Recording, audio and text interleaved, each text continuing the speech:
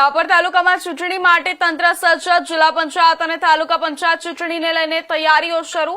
Collector અને અધિક કલેક્ટરના માર્ગદર્શન હેઠળ આયોજન. રાપર તાલુકામાં કુલ 1,45,900 મતદારો અને પુરુષ મતદારો 78,766 અને મહિલા મતદારો 61,134 અને કુલ 199 મતદાન બૂથ તૈયાર છે અને 990 કર્મચારીઓ મતદાન પ્રક્રિયામાં ફરજ બજાવશે.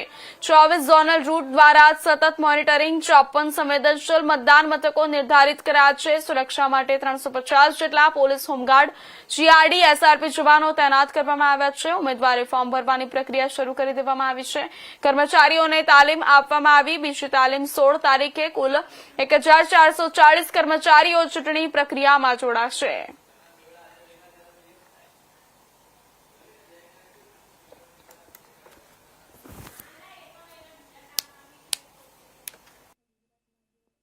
ચૂંટણીનું માહોલ ચાલી રહ્યું છે.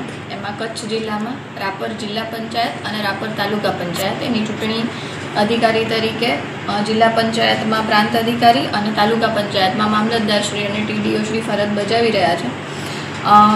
રાપર તાલુકામાં અત્યારે ચૂંટણીની તૈયારીઓમાં હાલ નોમિનેશનની પ્રક્રિયા ચાલુ હોય 11/4/2026 સુધીમાં નોમિનેશન ફાઇલ કરી દેવાના થાય છે.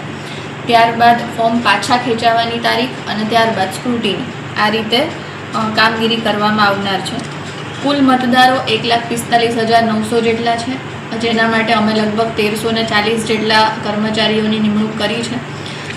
તેઓની તાલીમ કરવામાં આવશે. તાલીમ 2 તબક્કામાં આપવામાં આવશે. પ્રથમ તાલીમ તારીખ 10/4/2026ના રોજ અને બીજી તાલીમ તારીખ 16/4/2026ના રોજ આયોજન કરવામાં આવેલ છે.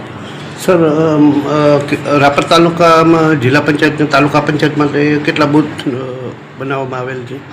બંને માટે થઈને કુલ 199 બૂથ પર વોટિંગ થવાનું છે, જે તારીખ 26/4/2026ના રોજ થવાનું છે. અને કેટલા ઝોન રૂટ બનાવવામાં આવેલા છે? કુલ 24 રૂટ બનાવવામાં આવેલા છે અને દરેક રૂટ ઉપર એક ઝોનલ અધિકારી અને એક આસિસ્ટન્ટ ઝોનલ અધિકારીની નિમણૂક કરવામાં આવેલી છે. કાયદો વ્યવસ્થા જાળવવા માટે તંત્ર દ્વારા દરેક બૂથ પર કેવી વ્યવસ્થા કરવામાં આવી છે?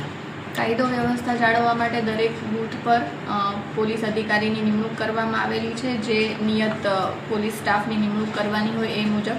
આ ઉપરાંત સંવેદનશીલ કે અતિ સંવેદનશીલ મતદાન જ્યાં પણ નક્કી થશે એ પ્રમાણે એ બૂથ ઉપર થોડી વધારે ચોકસાઈપૂર્વકની પોલીસ બંદોબસ્ત ફાળવવામાં આવશે.